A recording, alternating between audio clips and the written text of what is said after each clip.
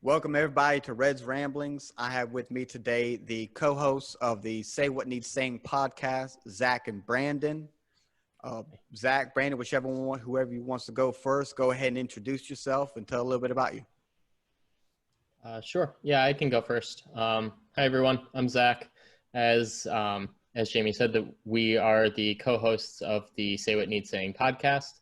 I'm a neuroscience PhD candidate at the University of Michigan, and we study a protein in the retina. I guess that's a little off topic for the podcast. Hey, that's interesting. But yeah, so that's a little about me. I am a little more of the, I guess, conservative leaning half of our podcast. We kind of balance each other out a little bit. So I lean conservative on most issues, lean libertarian or liberal on some others. But yeah, that's a little bit about me. Of course. And I'm Brandon. Once again, the part two of the Say What Needs Saying dynamic duo. Zach was my mentor in college, and I followed in his steps and had a double major in neuroscience and biology, and I'm currently a neurophysiologist, surgical neurophysiologist for the Ohio Health hospitals here in the middle of Ohio, central Ohio. So that's my background. And I'm the more moderate, more liberal aspect. I bring the cultural perspective and more of the minority nuances to at least the subcultures of America that mainstream America are necessarily privy to. Mm-hmm. And like I'm talking to you guys beforehand, your podcast, you deal pretty new. Your podcast has been around for like a month, maybe two at this point. Yeah, we may be getting close to 2. Yeah. But yeah, still pretty new. Yeah. Excellent podcast. Anybody's listening, these guys, it's literally in their title. They say what needs saying. Definitely check them out if you haven't already. I enjoy listening to them. But I invited you guys on. I was speaking with Zach, and Brandon knows about too, to talk a more broad term, because what this one's going to be is very, very broad. It's not like on a specific case of anything or incident of anything like typically you guys speak on. Is the more broad topic of, the spread of information, whether it be truth or non-truth, and how that works here in America where we have freedom of speech, and how that's not a case in other countries, right? So like I said before we got started, I really don't even know how to begin talking about this, because it's just, I have my views. I'm going to just be honest and say, I'm going to say what needs saying. Exactly. My side of this, and I think I'll get different opinions from both of you guys, is I'm one of those, I'm pretty fed up with the blatant bullshit that's spread out from, let's be honest, both sides. If we're talking politics, both sides spread bullshit. There's no one person, one side, the holy grail, honest. No, they're both bullshit artists. But I'm talking even outside of politics, just news in general. You have anybody, it's sensationalism. It's what's going to get the clicks. It's what's going to get the views. Doesn't have to be accurate. It can be like a half truth where, that headline's catchy, but once you read into it, that last paragraph is usually oh, this isn't actually what that is. It's actually this. But we got you all the way through this article though. So we got you, right? And with even more extreme aspects of it, like we were talking, flat earth people and crazy shit like the conspiracy theorists. Like this year we've had with the virus, right? We had 5G, that was the thing. We had the Dr. Stella interview with, alien DNA and demon sperm and all this type of stuff. That was a hilarious day right there.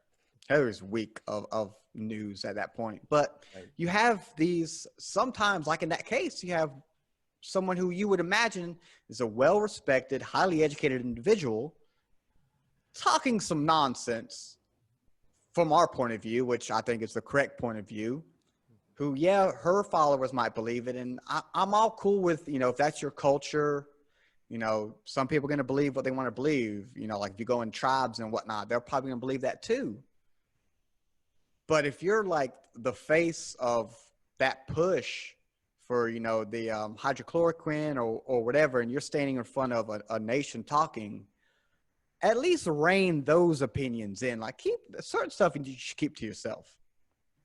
But even with that, you get people that are like, oh yeah, it makes a little bit of sense. Problem, not necessarily that one, but other stuff, right? That make when you think about it, like, oh, okay, I can kind of see where they're going at, but it's still wrong. To where you get, like how I see it is, like the old village idiot, right? Everyone has village idiot stories growing up. Everyone made fun of him. Everyone knew called him a village idiot, so he never really amounted to nothing, right? Nowadays, with social media and the spread of information, that village idiot has a voice. That village idiot spreads his idiotic ideas out to other village idiots. So they collect together, and you got this whole village idiot, you know, hive mind, all thinking the same thing, and they're loud. They're loud sometimes. And here in America, you can get away with that because freedom of speech. You can say whatever the hell you want. Where in other countries, that's sometimes squashed. Like, oh, no.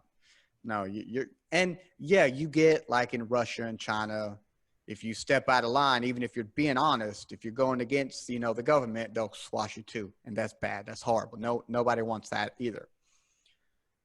So it's hard to differentiate sometimes what you should allow, in my opinion, and what you should honestly like not. Like, you know, Facebook and Twitter now doing fact checks and, you know, putting up flags that, hey, this isn't necessarily accurate or this is completely false, yada, yada. And especially here in the States now, when you have posts like that getting flagged, that usually you have that poster saying, oh, they're trying to hide the truth. They're trying to hold us down, blah, blah, blah, blah, blah. And I'm like, no, man, you're just an idiot. So my thing is, I would be completely cool if, to an extent, there was some sort of, honestly, control over that type of dumb shit from getting out and being spread around as hugely as it is going right now with everything. All of us got smartphones. You can access anything at any time. You know, I kind of want to get your guys' opinions on that. Sure. So I guess I'll start with the legal perspective, and then jump into, I guess, my personal opinion. Yes. That's another thing I love about you guys. Y'all go with y'all say what's legally okay and not okay, but you're like, but I also think this. And that's something a lot of people don't do. Thanks. So there's a big myth. I guess I don't know how much of it is a myth, but there's a big myth that there's a difference legally between a platform and a publisher. Yeah. And so that came around with the Communications Decency Act. Basically, Section 230 was the part that was put in place specifically for this stuff. It was so that basically before the internet took off, this had precedent in bookstores. So a bookstore was sued because someone, I don't remember who it was, someone found like an inappropriate book. I don't know if it was porn or if it was what, but they found a book and then they sued the bookstore. And because, it was, inappropriate content, whatever, that they shouldn't have had there, the courts ruled that it was impossible for a bookstore to really know every single bit of information that they've got in there, and unreasonable for them to have to, so that they weren't responsible for it unless they knew or quote unquote should have known. Sounds fair. Yeah, and so that then got extended over time to social media platforms and and internet platforms, because same kind of thing. If you have a comment section, it's not feasible for you to really moderate every single comment that comes in. Yep. And so that's why, legally speaking, you don't have to, like Facebook, Twitter, all these places, they're not responsible for any of the content that goes up on their site. And that's where I think people get the misconception. They think that, oh, well, that only applies to platforms, that only applies to platforms, not to publishers, and publishers are responsible. There, I don't think that distinction is actually a thing, legally speaking. So I guess the gist of it is they're allowed to do pretty much whatever they want. They're allowed to block or ban your account for more or less any reason. I know, they have stuff laid out in their terms of services, but you could more or less any reason they could get away with. And then there have been numerous times where they've made mistakes and owned up to it. Like they banned, like I know Twitter's banned multiple people, and then when they got reported, like, hey, why'd you do that? Like, oh, our bad, we made a mistake, but yeah. Right. So and then conversely, right, they can not ban someone for pretty much any reason too, right? They don't have to, because they're not held responsible for it, so they aren't obligated to do it, so they could let it fly. So as far as my personal opinion goes, I think it's more indicative of a failure of the education system than anything. So if it were up to me, if I were made president tomorrow, the education system would be the one thing that I just uproot completely and start from scratch. Okay. And I think that is where I would prefer to see the solution for this come. I would rather see a bunch of garbage all over the internet and all over social media and have a smarter populace that knows how to deal with it. That's a lot to ask right now. Yes. So I don't know how I really feel in the meantime, but I do know that you run into issues with, I don't know if I believe it as strongly as a lot of the other conservatives I'll hear talk about it. But, the idea that conservatives or Republicans are discriminated against more on social media, that they're banned for reasons that, liberals or Democrats aren't banned for, that hasn't held up in court. There hasn't really been any evidence of that happening, at least nothing that's provable. But, you inevitably have that risk when you basically allow the platforms to do whatever they want, you run into that risk. I think the main reason I'm not okay with that risk, usually it's more free market, right? You're not forced to use Facebook. So if they're going to ban you and you're upset about it, just don't use it. Yeah. I'm of the belief that our anti-monopoly laws haven't evolved quick enough to deal with big tech. I think that because of that, the influence that they have, even the potential for that kind of discrimination or bias, whether or not it's actually happening, I think it's risky to ask them to censor more just because of the massive impacts that they have both on our society's culture and values, but then also that there really isn't a replacement, right? Like there really isn't competition. People say like, oh, Twitter is competition for Facebook. And then, there's all these other social media sites. I was talking to someone the other day about it, and I compared it. What industry did I compare it to? Maybe it was clothing. Yeah, I think it was clothing. It was, basically look at a store that only sells shirts and a store that only sells shoes, right? Technically, they're all in the clothing industry, but they're not competitors. They don't compete with each other because they're selling different things. Same with all these social media sites. They are all social media. They are all tech, but they don't have the same product, the same service that they're providing.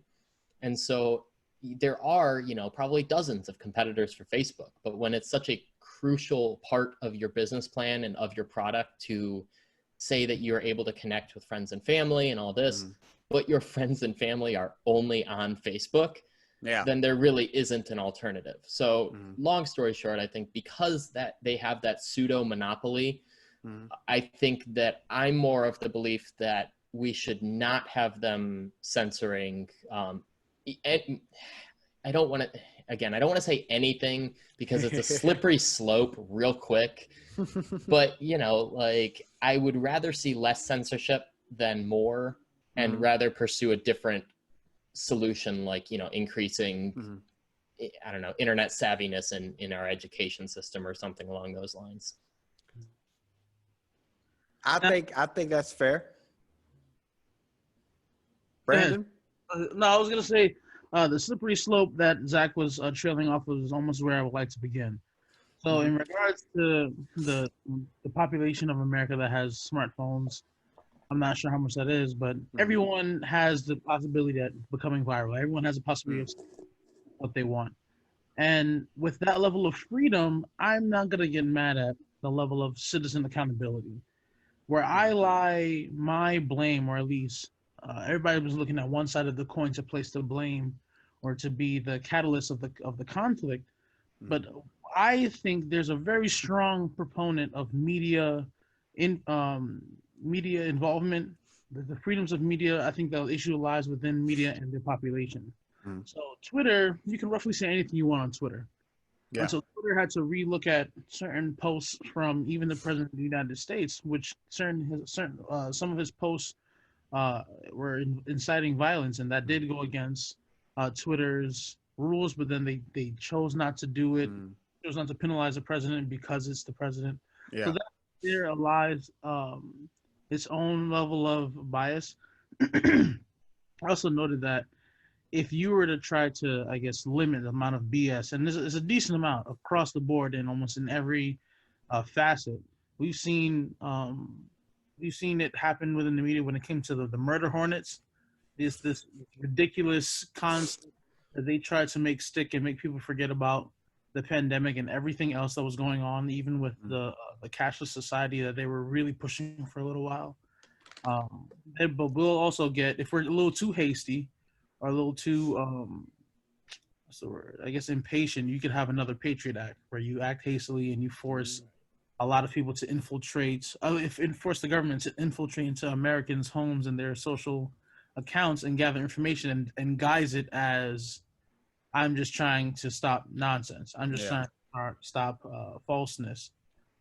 We also see that it can go all the way up into like even our political systems. Even the Green Party has been known numerous times to manipulate numbers or just to put it out. Or even now, even religion. I'm just hitting on the different topics that we talk about normally.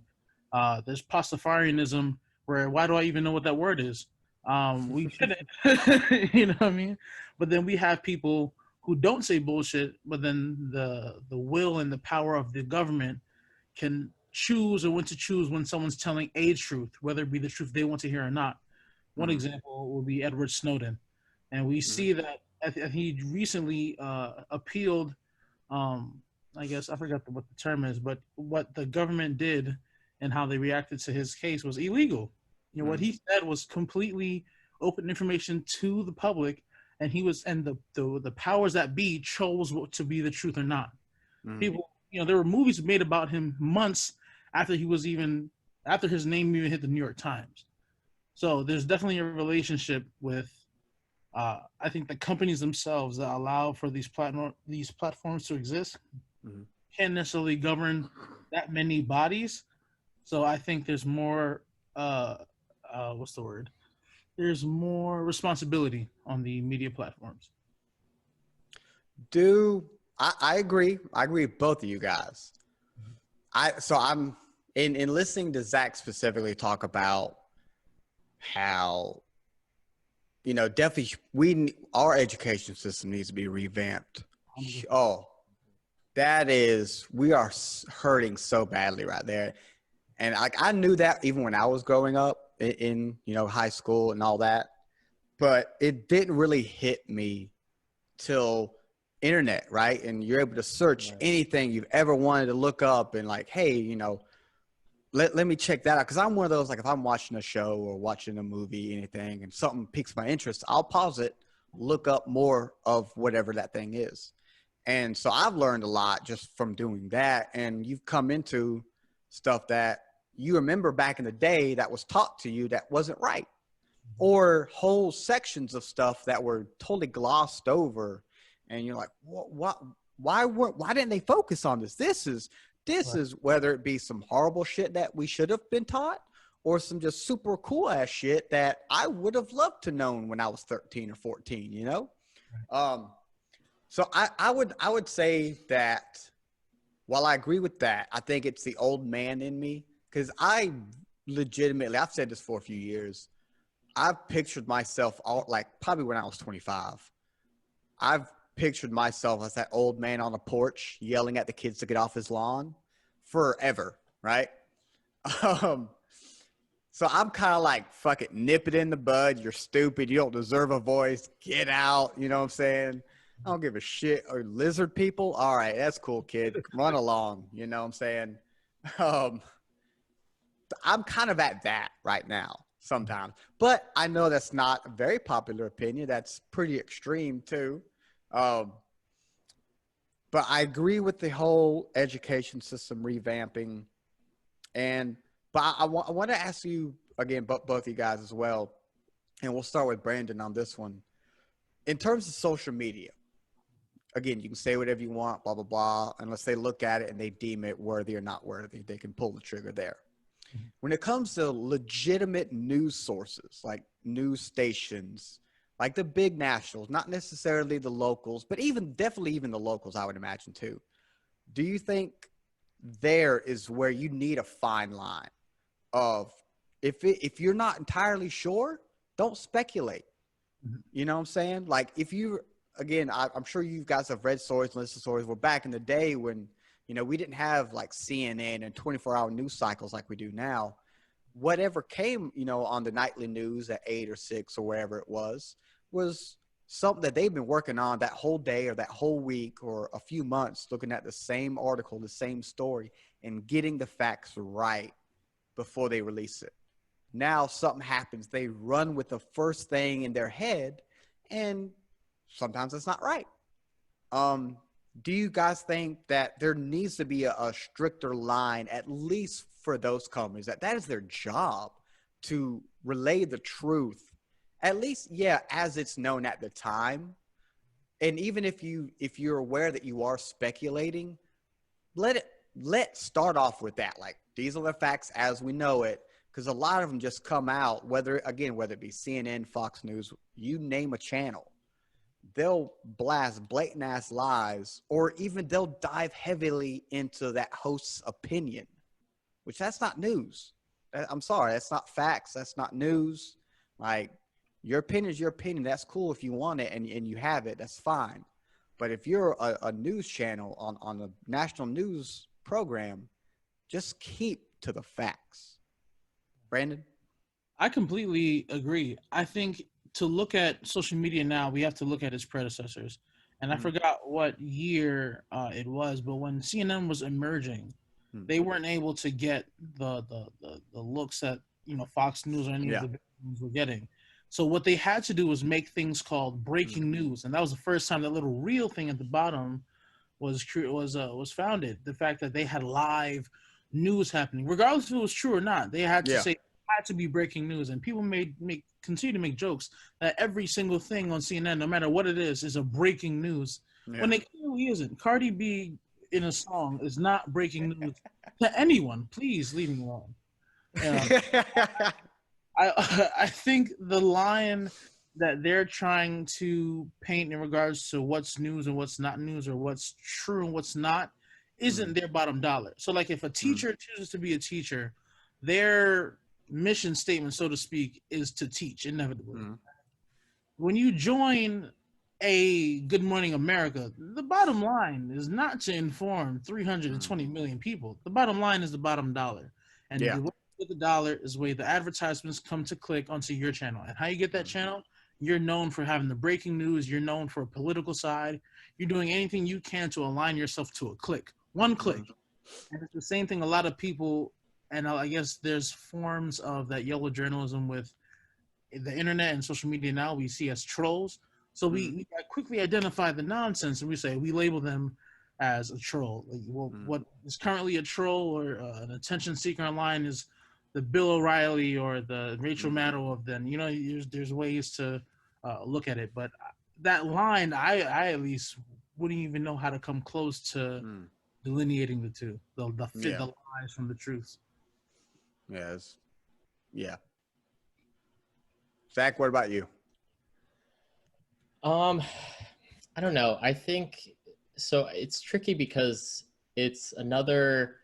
I agree with the principle that you've both brought up. I agree that media is out of control. That I've stopped listening to everything mainstream media just because it's incredibly partisan, and it's incredibly, who knows how much of it's true and not true. I think that it's tricky restricting it because not only are you running into freedom of speech then, but you're also running into freedom of the press. And we're already, so the US, there's Reporters Without Borders. It's an organization that ranks the freedom of the press in every country. The US is 45. So we're not like, it's out of 180 maybe. Mm-hmm. I'm not sure. I think it's 180. So it makes me wonder, like, where, I don't know, where we would fall with greater restrictions. I think we've already seen a lot of, I guess, infringements on it recently, right, with the riots and protests going on, and then the reporters specifically being targeted or being shot at by police and stuff like that. So I don't know what, if we were to put in place some kind of restriction on media companies specifically, I just don't know what it would be. Because we've already got stuff like libel and defamation laws. I think the biggest, I don't want to call it a risk, but the biggest potential risk that we have with media is, well, a couple of them. The one is that, like you were talking about, the breaking news, is there's no, once you get those clicks, then it's over. Then you've got the clicks and it's done. And then once more facts come out and you issue a correction, no one cares. No one cares. Yeah. People aren't. That's even more clicks. Right. Yeah, exactly. And the initial damage is done, and people aren't, you're not going to get as many clicks. You're not going to get as many clicks on the correction, right? Not everyone's reading it. And even if you're not the one issuing the correction, right? Even if you don't issue the correction, someone else does, they're the one accurately reporting the news, but they're not going to get as much attention as the initial story. So but even there, like, I don't know how you restrict it, because then you can't really restrict breaking news, because then, well, what if something is important and it happens? And then I think the second part of it that you run into risk with is, especially recently, whistleblower reports, because that is protected. It's something that it falls within the freedom of the press. You are afforded protection as a whistleblower, but a lot of this stuff, doesn't wind up being proven right or wrong. It just winds up being it now exists, and we have the story, but we don't know, right? There's been the big ones, right? Recently, Trump calling troops losers and suckers was based on allegations, and then the ICE agents performing mass hysterectomies is again based on a whistleblower report. And so again, I'm worried to put any kind of restriction in place, because when important, so if that stuff is happening, maybe not the Trump, like, who, at the end of the day, who cares? But the hysterectomies, right? If that's happening, like, that's a massive problem. It's a massive human rights violation going on. But you don't know, so I think the issue that you get when you pair it with social media is everyone then shares that article that's based on the allegations, believing that it is fact. And I think that, if anything, I think that it may be helpful to put in place some kind of restrictions, not restrictions, some kind of guidelines or something for media to make it abundantly clear when something is not evidence substantiated yet, when it is a whistleblower report, or when it is based on allegations from people, especially anonymous people, because I think that would cut into some of it. But yeah, outside of that, I really don't know. I almost feel like it's a lost cause. And I hate saying that, because I hate seeing where media is at. But I almost feel like the mainstream media at this point is all, it's all profits and politics. And so I don't know how you could fix it. That's what I was asking. That's what I was thinking of. I didn't want to necessarily say it's inevitable or it's a necessary evil in this world of freedom of speech and however else that has newly been defined. But I was going to ask you, Jamie, how exactly, if you had the magic wand, how would you go about fixing the ridiculous lies and travesties that befuddle my Facebook on a regular basis? Well, since you asked, now this I wouldn't. I mean, you could put this as an answer to that, but and this is a very extreme, would be super controversial, and will never happen in a million years. But You said that if I about had, if I had the magic wand, right, I would this is what I would do, and I have actually thought about this, even though it's not possible. So we have the IQ test, and we know it's not always accurate. It doesn't really necessarily mean shit, right? But there is some truth to it, depending on who you ask, right? You can have a high IQ and still be dumb as shit socially or artistically, and vice versa. You can have low IQ, but then, like, if you are autistic, you could be a fucking genius in so many other things, right? So if there was a test, some sort of test that we could all take, and you get your score, your rank, whatever you want to call it. And if you're below a certain test, below a certain level, fuck your opinion, fuck your voice. Don't give a shit about what you got to say. You shut the fuck up. You work that factory, you know what I'm saying? And you leave the job of moving this country, moving, the company, whatever it is, to those who rank above you. Obviously, that's impossible, and that's crazy fucked up to say nowadays, human rights and all that. But again, that's that old man in me right now that's sick and tired of the dumb shit. Sick and tired, like you said, you see it every day on your Facebook. You open any damn browser. God forbid you turn on the news. Like Zach said, I don't remember the last time I've watched local news. I don't remember the last time I've watched, like, on the actual TV, on the station themselves, I've watched any of the national news stations. I don't know what news is. But I'll see an article on, whether it be online, on Twitter, or whatever. And the way I do it, and I want to see how you guys do it as well, to basically weed through the bullshit. Because sometimes, you read stuff and you're like, that sounds kind of true, but that's also is a little off at somewhere, right? Or the opposite. There'll be a post something and people are saying, hey, look at this is the new thing out. They're trying to hold it down. And you're like, whoa, no, hell no. And you look into it and you find it out. So if I see either of those ideas or posts, I'll go and I'll probably pull like 5 different articles from different websites. I'll get left side's version of it, right side's version of it. And I come up with my own idea, right? And I'll put together what I believe is common sense and how that article actually, whether it's true or false and whatnot. And I used to attempt, like, if I see that article, like a friend of mine posted, I used to attempt to, like, hey, that's actually not the case. Here's all this. And I hope that they figured out themselves, but usually it's come to, well, they got paid, or they're just trying to hide it from everybody. You're a sheep, and all that. So I want to know how you guys go about it when some article comes out, news story, whether it be right or wrong, how you go about figuring it out yourself, if you're going to follow or disregard whatever that piece of information is. Oh, and of course, rip apart the human rights aspect of my magic wand idea.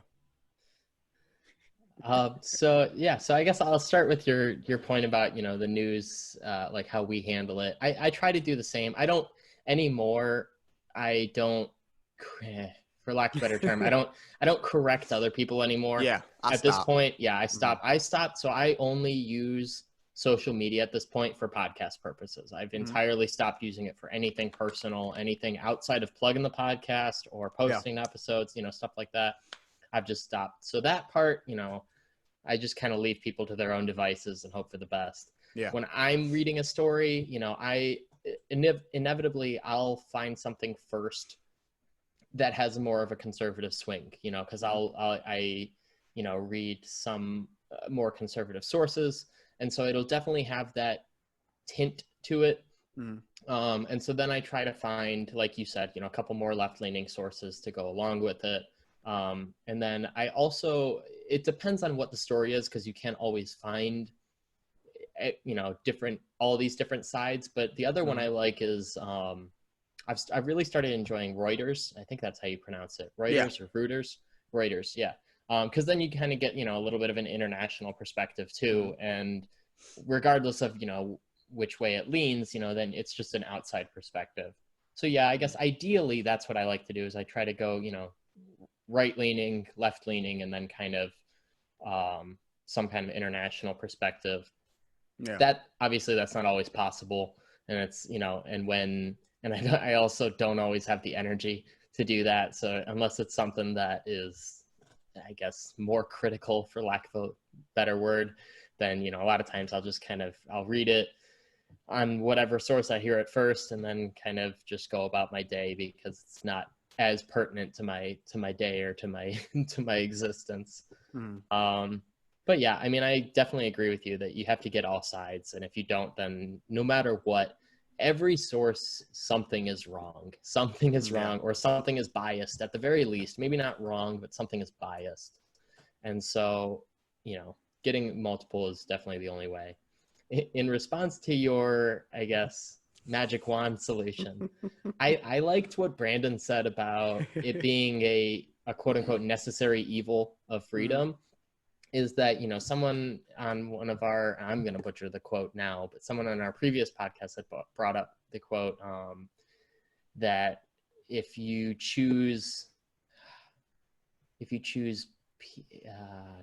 something over freedom,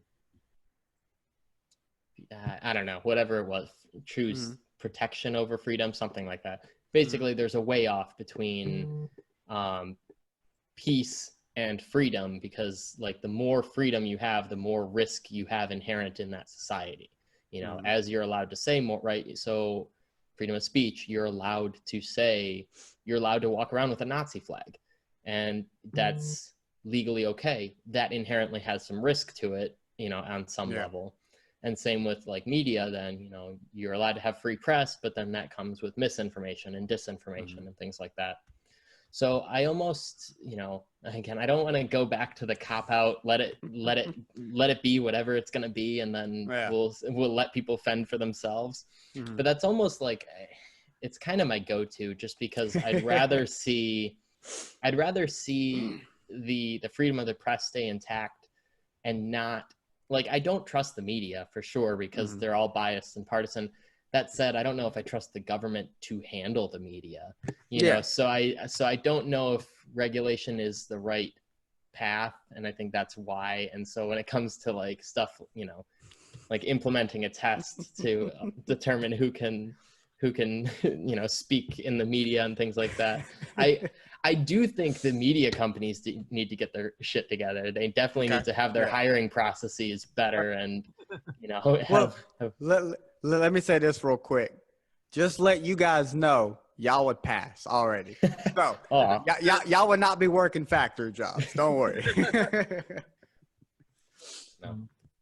Well, I guess in regards to weeding out information and being presented with like some type of news nonsense that I catch hearing on the radio, I guess naturally try to gather, and I guess Zach as well, because we've had some pretty dynamic conversations. I try to, I guess, gather information objectively on my own, so that when I'm introduced with, I would say, a good plethora of subjects, I can have some type of objective base to it. When I'm really stumped with something that I'm really unsure about, I kind of have three major things that has to pass through for me to dive in and try to get a more even-keeled perspective. What parties at hand are present and who can benefit from it will be the first one. The second one is, how morally bad is it in the realm of human indecency or human rights? And the third one is, how does it affect me? If it passes those three, or if it hits one of those three outweighing the others, then it's something that I wish to get knowledge on, not necessarily to debate it or to go to Congress with it, but just to be a more available citizen, to be a more present citizen in this country that I'm living in. Now, in regards to the voting thing, the magical wand, I don't know if you've ever read the book The Giver, but No. I would have loved to if I could just declare certain people whatever that we needed in that society. So Yeah. with your it would generate a different type of classism that we would never see before. Now, grant some people might argue that's what the electoral colleges are. Mhm. But that's, I guess that'll be a different conversation. But when I was younger, during the Trump elections, I remember when they said 80,000 people voted for Harambe, and I was like, no, we have to have it.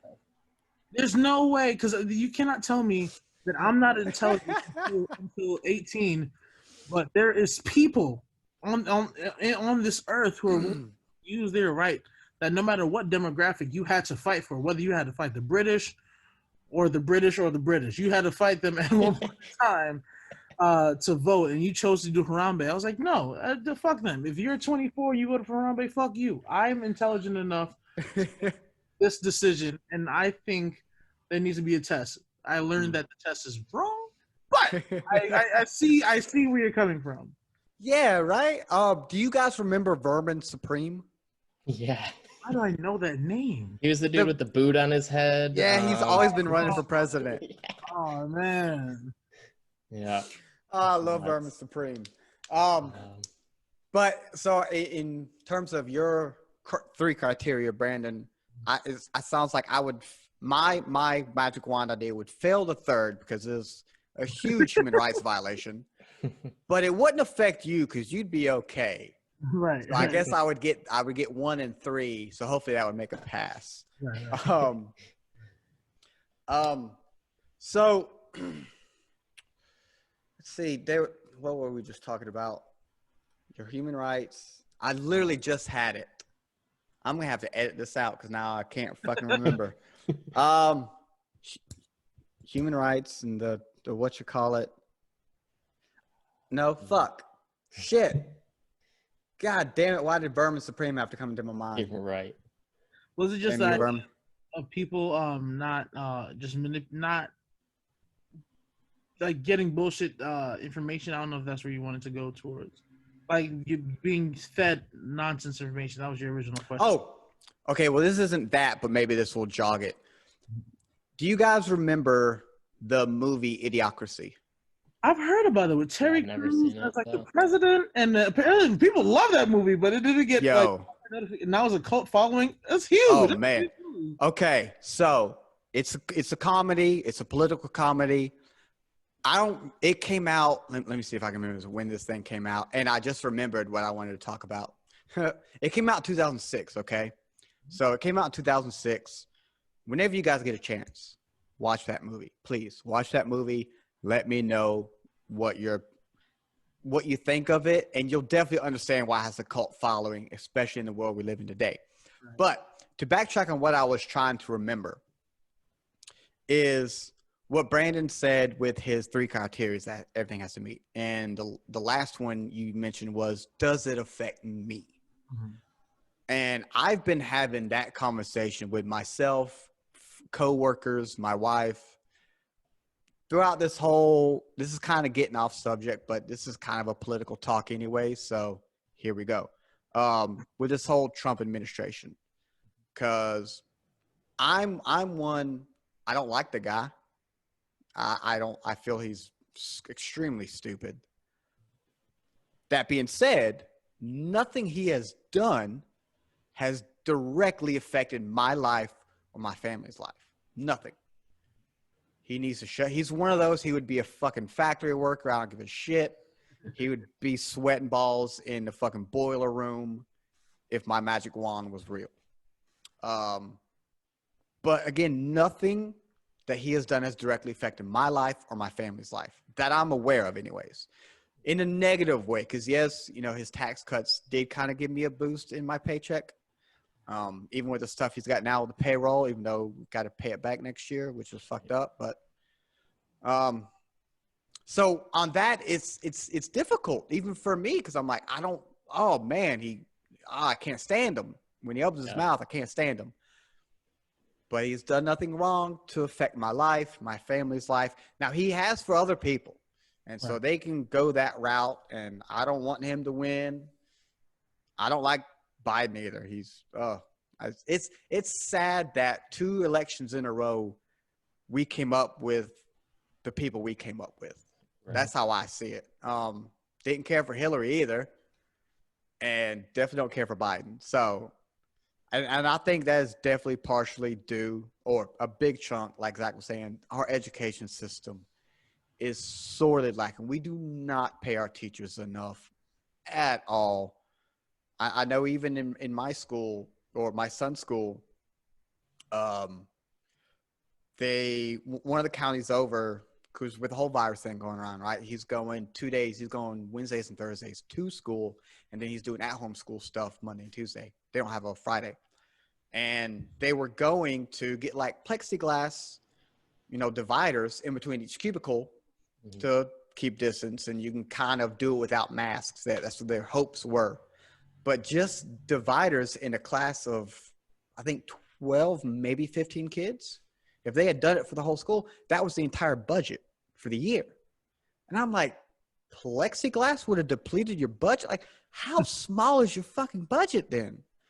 That's if that's the case, that is insane. Because we all know about, teachers asking, parents, I need glue, pencils, papers. All like, I got no problem helping you out, because if you need it, I'm there. If you can help my son, do what you got to do, because our education system is lacking. So on that, which is kind of off topic, but it kind of leads to it.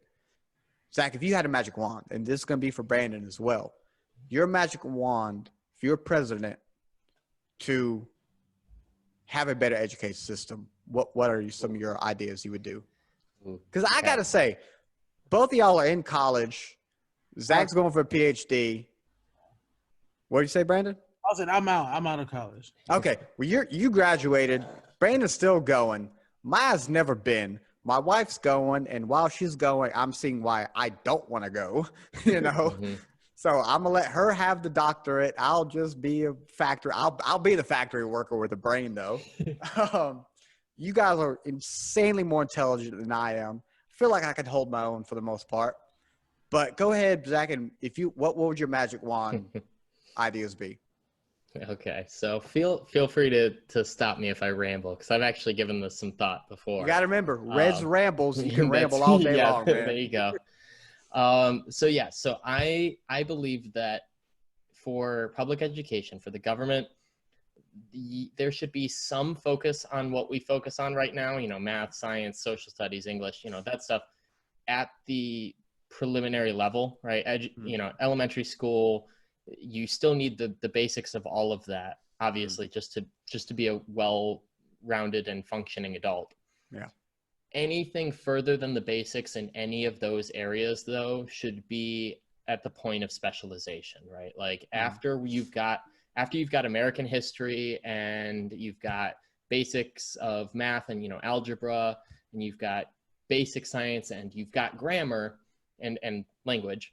After that, I think the quote unquote core subjects that we have need to, so I both think that they need to start earlier, like there need to be more core subjects, but also then that they continue on. So for example, I think foreign languages need to start early, they do in Europe and other countries. Oh yeah. Financial education is a big one that I think should start in elementary school. I think one of your core subjects should be finances. Because we live in a heavily capitalist society, our society runs on money, and there's no way around that. And so if you don't understand money, if you don't understand investing, if you don't understand, all of this, you're not going to be successful, or at least have less of a chance of being successful. Yeah. Now, the argument could be made that information is out there, and, you can just go to Investopedia.com, but that argument could be made with any information anywhere. So yeah, financial education, foreign languages, life skills and social skills early on, as opposed to some of the more common core things like that. And I think if you then teach that all the way through,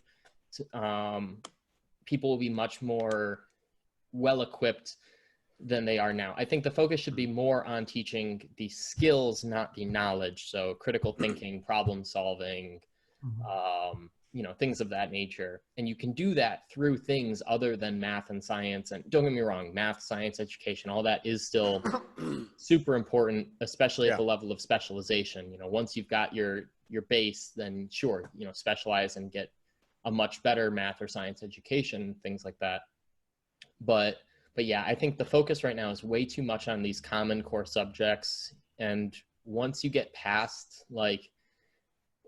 once you get past the basics, you don't really need it unless you're specializing. The point though is, it's not about learning trigonometry. It's about learning problem solving, right? It's so that now you know how to solve problems and you can think outside the box, right?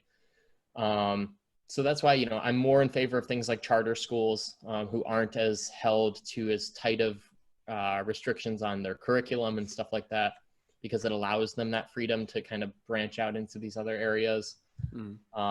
But yeah, in implementing these different subjects, finances, social and life skills, foreign languages early, and then maintaining it.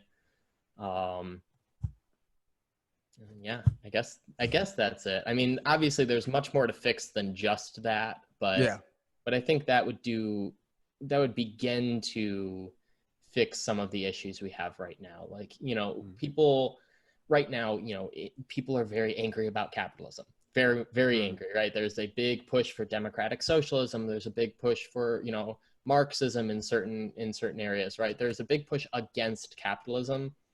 I think that that's because people don't understand capitalism. You don't understand finances. You don't understand, the stock market is this big scary thing that you're going to throw all your money into and then it's going to crash and you'll lose everything, when, it's not necessarily the case, And so if that were part of our education system and people understood it, one, they'd be less angry at it. But two, I think it would reflect the wants of the population better, because then you would have people, investing in companies they believe in, and then the companies that exist and survive would better reflect the people's wants.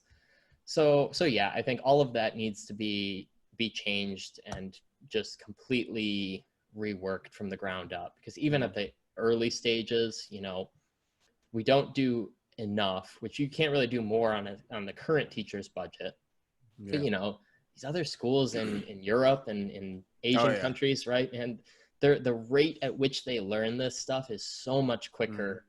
Like, I remember my grandpa even told me back when he came, he was first generation in America, or not born here, but he moved here with my great grandma. And so they were first generation here, I guess, together. And so he barely spoke any English. And so he did really poorly in school, except when it came to stuff that wasn't language based, more math and stuff like that. He already knew everything that they were learning because they had learned it 2 years ago, back in Austria. And so I think that the speed at which this stuff is taught needs to be increased, teach more quicker, but also less focus on the common core curriculum and, everything like that. Yeah. Brandon, what about you? I would say, so I had to keep the reins in my with my magic wand. I'm going to give myself 3 wishes. So the first one, I'm going to bibbity boppity finish this. So the first thing I would do is, if something that almost a page out of Hillary Clinton's book, to give universal pre-K to all children in America. I was fortunate enough to have private school education from pre-K to like around 3rd grade, and that, as well as my girlfriend, and we both would say that push kept us above the average without any external effort until like the middle of high school. Just because of that initial growth. Like, I remember learning Spanish the same right after I learned music, and I'm still raising my hand to read the clock. You know what I mean? Like, we're still, those are some of the building blocks that we learned. And I mean, I still carry those traits to this day.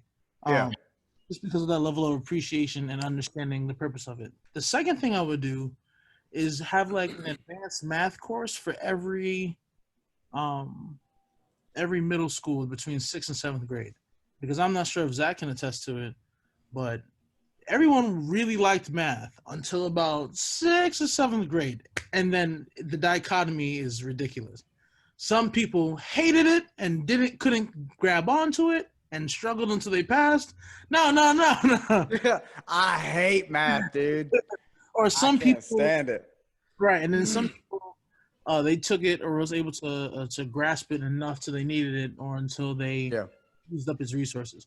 Now, something that Zach touched upon is the fact that math to solve a squared plus b squared equals c squared. The point isn't to show that this formula works. The point is to show that you can think, and how dynamic can you think. I think funny. Several community, almost every community can benefit from a better thinking community. Mhm. And if every community was better equipped at handling critical thinking problems, that we would have less critical events that happen. Mhm. Like certain things could be solved with critical thinking that escalate into something bigger than what we originally wanted to be. The third and final thing, and it's only because I like school, but I also think it's worthwhile, is not to have this ridiculous summer break. I think if you just make the school year like 3 weeks on, 1 week off, or like, just chopping it up, making it more realistic, would be way more suitable, and would constantly have the reinforcement of cognition and memory retention and learning to be fortified throughout the entire year, instead of abandoning children who need that level of structure, to whether to be eat or to allow their parents to work, what have you. I think it'll be a better suit if we could transition to that. I think that's in the better for the aspect of education, and those students would have a better hand in society, I would say. Oh, sorry. Go ahead. No, you good, Zach. Go. So with your last point, I agree with early stage education. Early stage education, absolutely. Late stage, I think summer break needs to be made into some kind of real world education element, right? Whether it's in high school, you're getting a job, or it's, in middle school, maybe you're not getting a job, but like I don't know, something, because to push back on we can always benefit from having a better thinking and smarter population. There are plenty of very, very smart graduate students who are just morons when it comes to real world, when it comes to quote unquote street smarts. No concept of how the real world works, no concept. And it's not just grad students, right? It's academics, it's doctors, it's scientists, any quote unquote smart profession where you've been sheltered in school your whole life.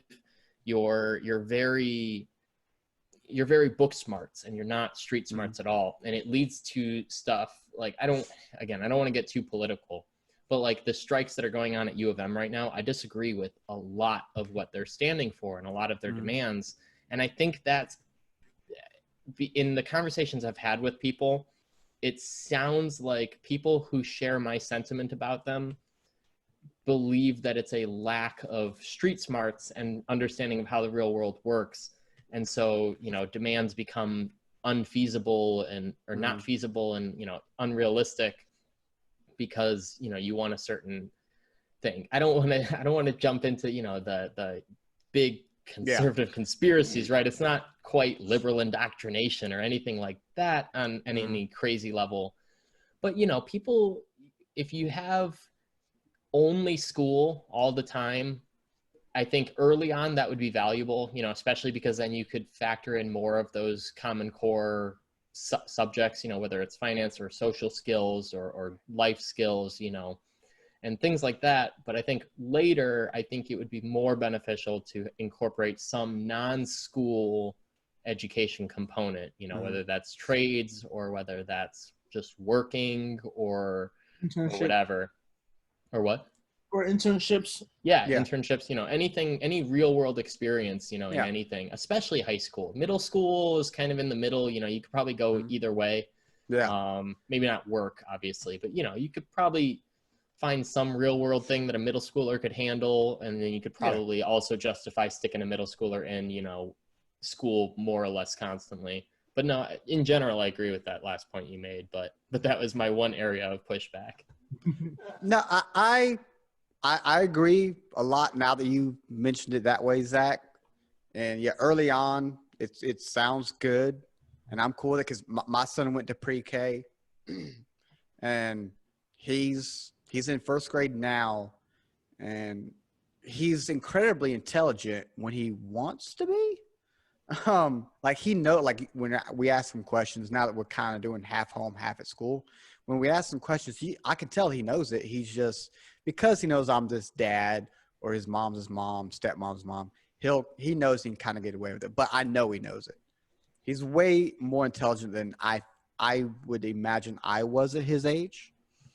But funny thing on you mentioning how there are a lot of graduate students or super smart, book smart people that have no street smarts, because I'm one of three brothers. I'm actually the baby. My brother Craig, who's older than me, just recently got his PhD in microbiology up at Clemson. 100% book smart. Street smart, doesn't know a damn thing. It's common sense, nothing, right? Our grandmother used to have a thing, used to have a saying, if he was reading a book and the house burned, it would burn down around him. He wouldn't even know. He was incredibly intelligent.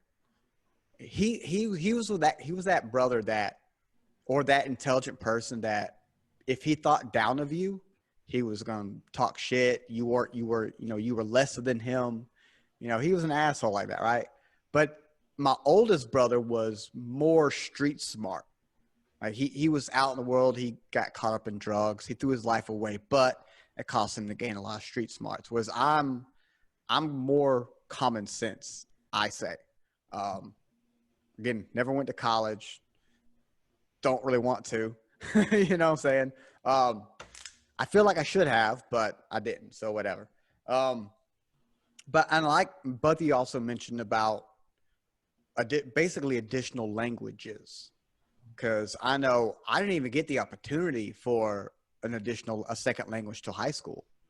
Where I from South Carolina, here in the South, born and raised. Well, not born, but raised here in South Carolina. So at least in my high school, we didn't even have that option, or in my school, we didn't have the option till high school for a second language. And it was either Spanish or French. But if you wanted to take a trade, like I went and I took welding. So I didn't even have to do a second language. I did welding instead. So I learned that trade, which goes kind of into Zach, during the summers, once you're in high school or whatnot, go out and learn some real world, stuff, get that street smart aspect, because I ended up learning a trade. I didn't follow with it, but I still know it. I still got that real world hard work experience. And yeah, I would love to learn five languages. I just want to know five additional languages. And I'm 30 now. I keep pushing it back. So I need to get my shit together and stop procrastinating.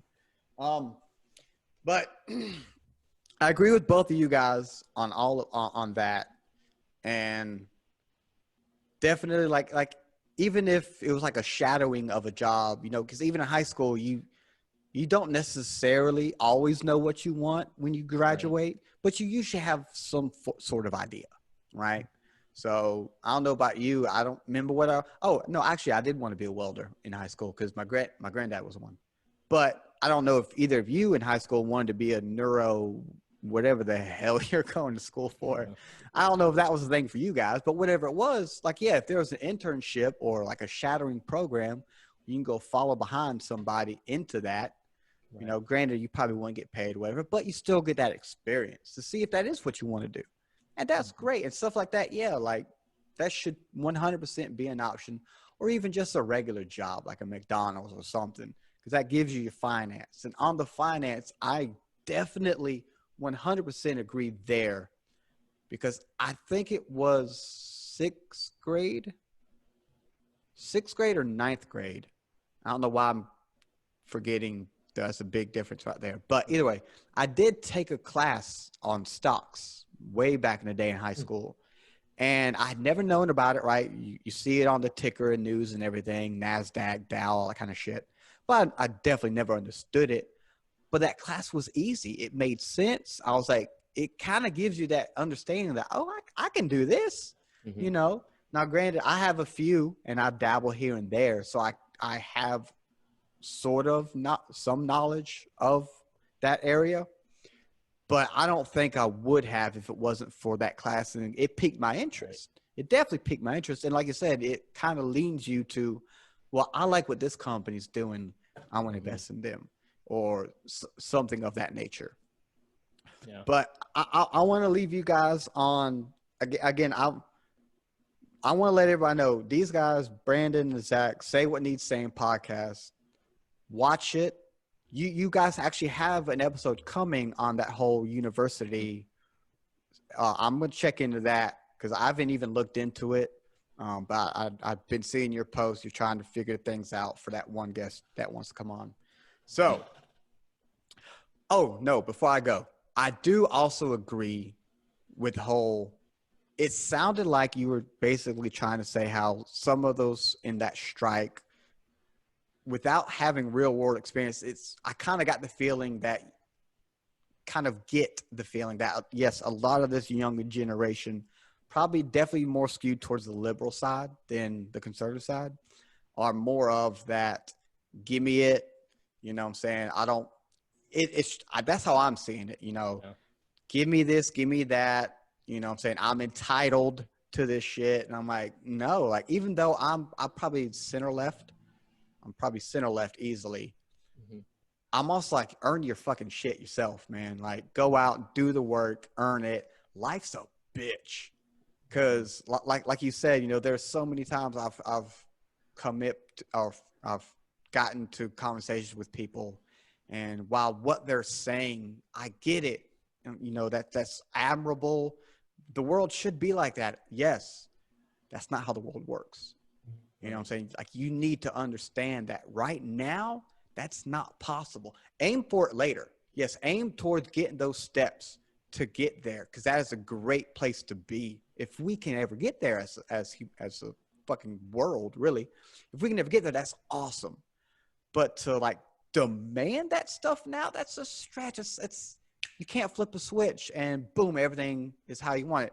That magic wand is not real. I'm sorry.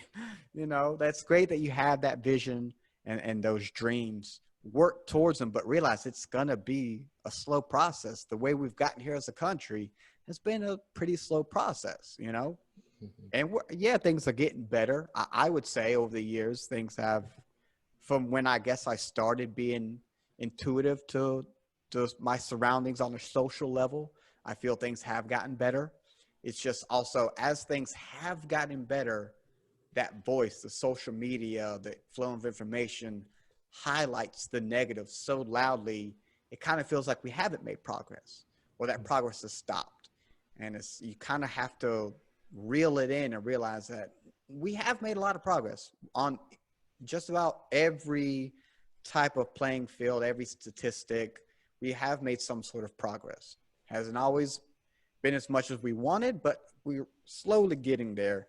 You just gotta pretend you have that magic wand and shut up the idiots that trying to bring shit down and all that kind of stuff. But Say What Needs Saying podcast, you guys are great, incredibly intelligent. I'm hoping, however long you guys keep this up, I gotta ask. So, what are y'all in again? Neuro some shit, right? Right. So on my end, I guess my company recently adjusted the title, so it's IOM Technologist. But for it's easier to explain as a surgical neurophysiologist. So I went to school, undergrad in neuroscience and biology, and then hired with a company that has a schooling program and a really rigorous program. And therefore, we now work with surgeons who do like high-level spine and neurological surgeries, and we monitor the electrical system and the nerve pathways to make sure that the amplitude and latencies measured the same way from start to finish. Woo! All right. Okay. Yeah. That's some stuff my wife would totally understand. Like, oh yeah, I know that.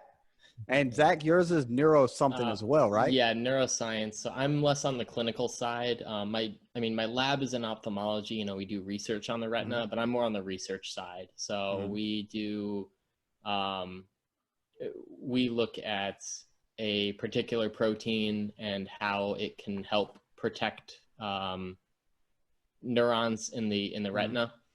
And so yeah, I'm much more on the research side. Again, like Brandon said, went to the same undergrad. I was neuroscience and psychology instead of biology. Okay. And so I went that route, and then now I'm going for the straight neuroscience PhD. Definitely less clinical though, and more research, I guess, related. Okay, then how then did you guys get onto this type of podcast? Because this is a more socially aware, almost like at one point I thought you guys, or at least you, Zach, for sure, was like going for some type of lawyer something, right? So that seems like a jump to me. What have you guys? What made you guys go this route instead of what it seems your career actually is? Yeah. Go ahead. I guess as I still look at myself as Zach's understudy to a degree. So it was I guess we were in the same field, and his guidance allowed me to happily nest myself within the neuroscience major at BW. But I would say we would have these conversations outside of the lab or even in the lab. The mindset that is within a liberal arts neuroscience department kind of would have certain values, but still have certain structures that would make them stay relatively objective. Since that's kind of how we should be thinking, or at least scientists think that we should be thinking as a whole. Upon that realization and the fact that we really hit it off. He was a RA. I wanted to be an RA. I was guided to be an RA because of him. It just felt natural, and all of our conversations would lead to something that we could walk away from and appreciate. It was like, we need to allow people to have the freedom that we try to conjure up. And I was going to say that we should definitely invite you to our platform, just because I feel as if we can put some tags against these hypothetical situations you're introducing. And I really like it. So I would love it, man. I've told you guys before, I know Zach, me and you spoken here and there. If anytime y'all do those live discussions and I'm available, I want to jump in. Even if I don't know anything, I'll just sit there and listen. Because the way you guys go back and forth, you come with information, you got it pre-planned, you plan everything out. You probably have a million tabs pulled up to read from and all this type of stuff. And then as people say stuff, you could tell you're clicking away, looking up stuff. Like I think you were doing that today, Zach. A little bit. I love the way you guys have it. And it is really, really great. And you can definitely see the differences that you guys do have. But then you always sort of, you'll start here, let's say, but then at some point it always comes together in one way or another. And it's never well, no, you're wrong here, you're wrong there. But I do kind of on that. I want to see if there is one social issue, I guess we can say, that you guys are vehemently against each other on. Is there something like that? Like, I mean, nothing that we've come across yet. I mean, Black Lives Matter, we've differed a little bit. I don't think either one of us are at. I think I'm more towards my respective pole, I guess, than Brandon is his. But I don't think. I don't know if we really are at each other's throats disagreeing with it. I don't know. I don't know if there's anything else, at least nothing that's really come up. Like you that said, we substantially differ on. Yet. I'm sure something will come up. I don't even think so. I think within the realm of what we've spoken about on air and off air, I think that whatever comes up, there's a level of, everything has a balance. Everything has a level of a scale. You can go off the rails on anything. You can paint in the lines or paint someone's face. You know what I mean? There's so much room for editing. I think that in regards to the Black Lives Matter, granted, you're on your more respective side, but I kind of almost had to absolve myself because it's almost bigger than what we thought. And when I mean the initial foundings, or at least the initial startings of it. But objectively, I wish, and I can't wait for that day. If we ever see it, if we are vehemently against each other on something, but I love Right. the natural chess game that we play, and we always try to meet in the middle, almost like a motif for what Yeah. podcast wants to stand for. Yeah, and that's kind of, on the note of how we got started, that's more or less why I reached out to Brandon specifically about the podcast. I had kind of been doing, back when I was using Facebook a little more, I would make Facebook posts where I would just throw out a couple touchy questions, and be like, what do you guys think about this? What do you guys think about this? Like one, for example, was during the pandemic, like before we had started the podcast, I had asked about experts, right? Who are experts? Which experts should we trust? Just kind of posing the general questions. And, they would go pretty well. Usually they were more civil than I expected, but every so often, they go off a little bit. Oh yeah. But then after I got fed up with Facebook, I was like, I'm done. I stopped doing it for, I set it up so that my account would get deleted. Even then they give you 30 days before it officially deletes it for good. On the 29th day, I had one day, like it was the day that it was going to get deleted. I decided that I wanted to start a podcast and talk, like, to replace the Facebook posts, to have these kind of discussions. Cause I missed having the discussions. That was the only element of Facebook that I missed, but that's not an element that is natural to Facebook. So I booted the account back up because I, figure I'll need it to advertise and stuff like that. And then I messaged Brandon. I was like, hey, I have this podcast idea. We should talk about these kinds of things. And he was all for it. He was all for it. And I knew we had those conversations before. And that, obviously we differ in our political leanings and our beliefs in some level, but that we were able to have these rational conversations. So yeah, I don't know. It's always kind of been something that I've always enjoyed, these deep conversations, about these topics, but no one likes talking about this stuff. And they just get angry. I love them. Yeah. I love them. If it's like this where it can stay civil, respectable, and I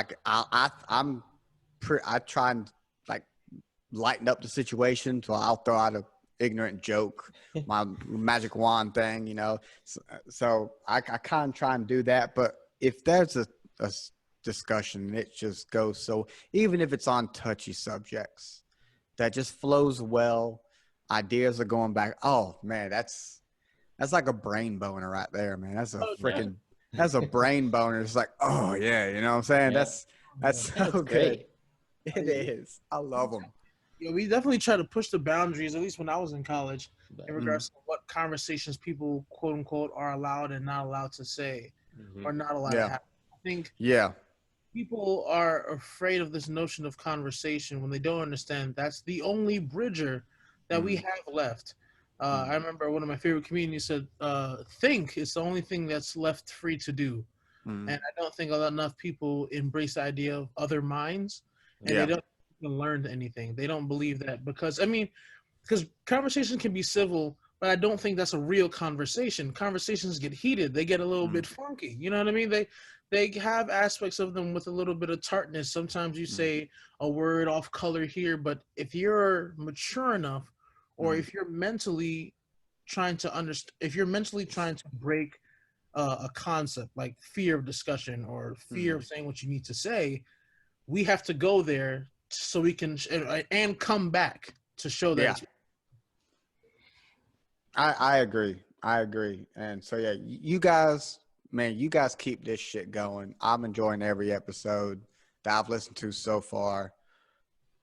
Two things just popped in my head though. So if Brandon was your undergrad, and to me Brandon sounds just like Ned from Spider-Man, then that makes Zach Spider-Man. I'm just gonna say that right now. Zach Spider-Man.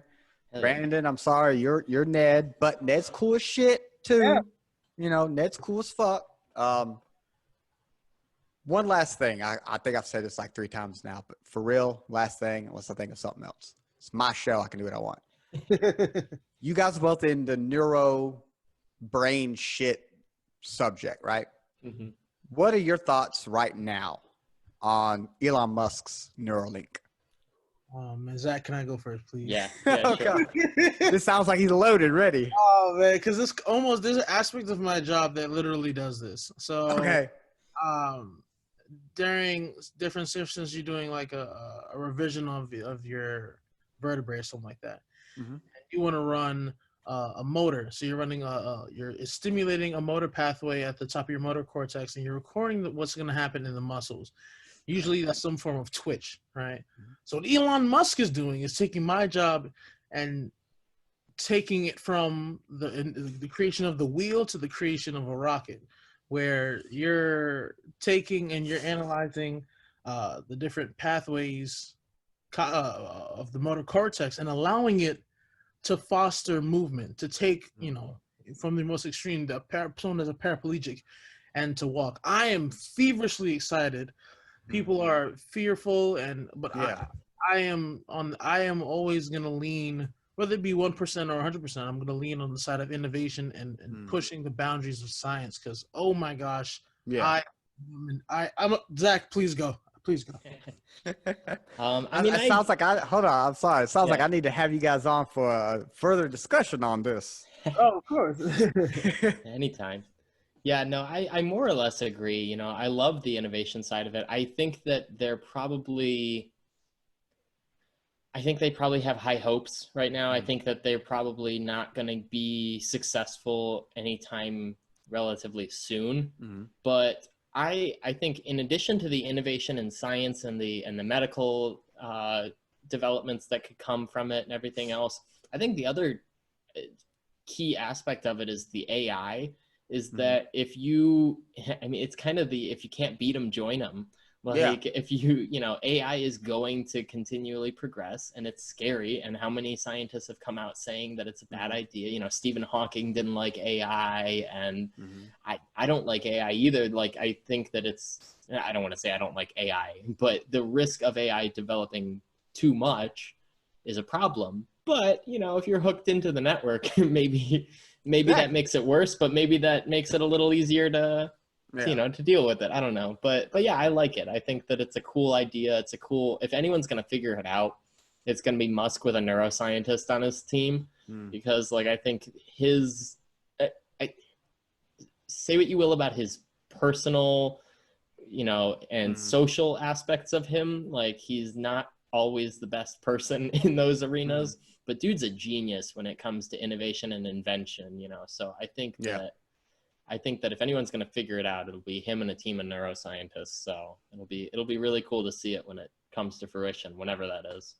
Yeah, I agree. He has some lofty goals, but when you listen to him speak about what it can potentially do, right? How could you not be for that? Right. Like Brandon said, if it can make a paralyzed person walk, a blind person see, whatever the case is, the stuff he says it could potentially do, that helps so many people.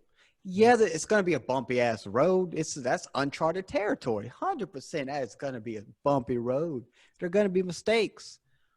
But if the end goal is even close to what he's hoping for, that's a game changer for a whole bunch of people. And I'm all for it. I'm like him. He said, I think he was on Rogan once, or his last time on Rogan, and Rogan asked him if he was going to get it. And he was like, yeah, I'll probably get like version 4 or 5. After you get the kinks out. I'm like, hell yeah, sign me up too, man. I'll get 4 or 5 after you. I'm sorry, you're probably going to kill a few people, but version 4.0, 5.0, I'm down, man. But Zach, Brandon, again, I want to thank you guys a lot. This has been great. I've had a lot of fun right now. I hope you guys did too. If you guys want to plug anything, I know we've kind of just spoken a lot about your podcast and the episode you got coming on, but if you want to talk a little bit more about something else, floors, whoever wants to go first.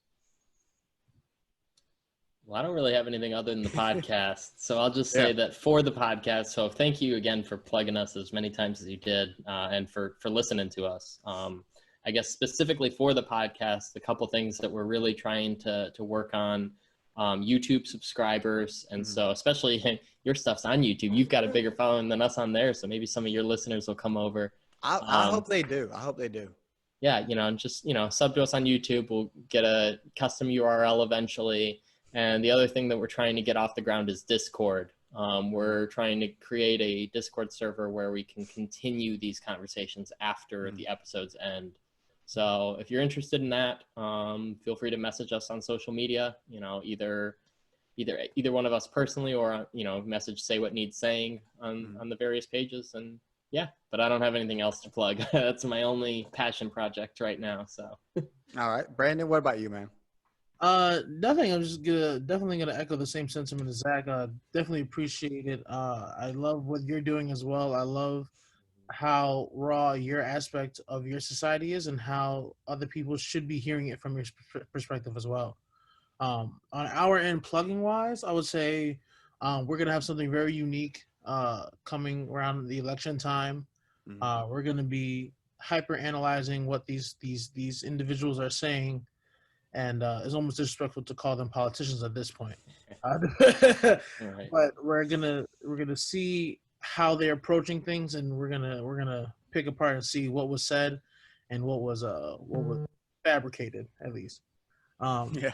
We're just gonna try to unveil more and more unique ways to really integrate conversation and to really push conversation. Anybody that has any ideas for discussion or want to bring up topics, definitely give us a shout out. We'll definitely do our homework so we can really produce something really quality for all the listeners.